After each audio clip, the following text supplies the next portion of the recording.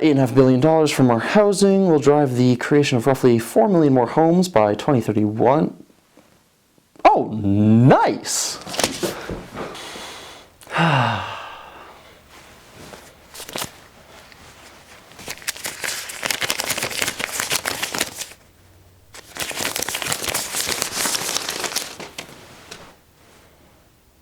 Ah, it's not working. Hey, I followed you. What's not working? What are you doing? Oh, well, the Liberals said they'll create 4 million new homes by 2031, so that must mean that you can just throw money on the ground and buildings will appear. I must not be doing it right, though. Maybe I'm not using enough?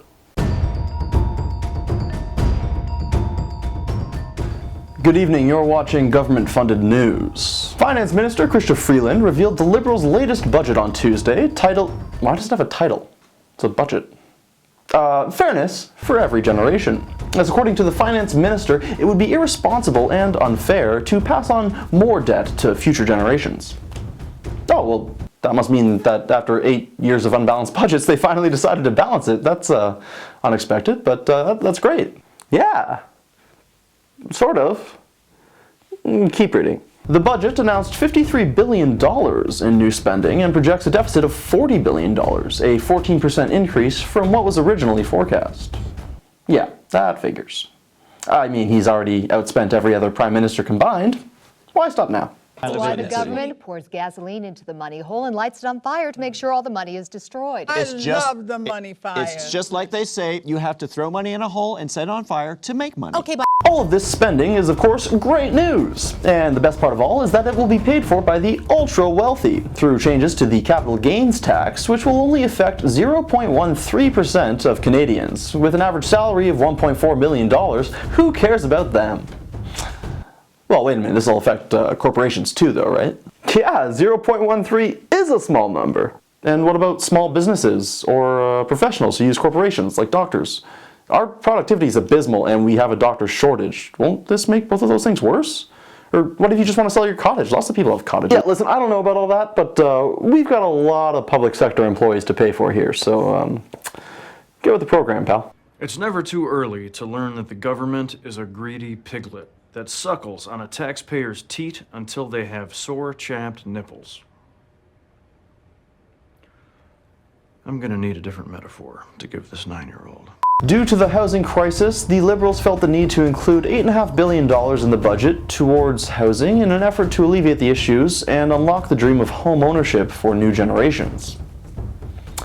I know this is Stephen Harper's fault somehow. I just can't figure out... Once you've been in power for 8+ years, it becomes harder and harder to blame the previous guys for challenges you're facing. But housing is a long-term issue in this country. And the fact that for 10 years, the Conservative government, in which Pierre Poilievre was actually housing minister, the fact that they withdrew completely from housing and said actually explicitly that the federal government has nothing to do, should have nothing to do with affordable housing specifically, was just wrong, and it's something we're playing catch-up on ever since. Oh, okay, thank you. There it is. Yes, despite Stephen Harper's screw-ups a decade ago, the Liberals will now solve the problem after being in power for 8 years by building homes at a pace of 1 per minute for the next 8 years. That's not possible. According to the new budget, by 2028, the federal government will have spent over $1 billion to support inclusion and combat hate. This is a sharp rise from the $0 spent on such initiatives up until the year 2017.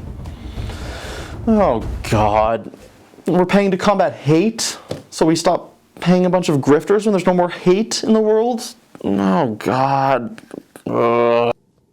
My hate will die with you. So I suppose amidst all this new spending, the military is getting some. Yes. Beautiful. How much? $73 billion.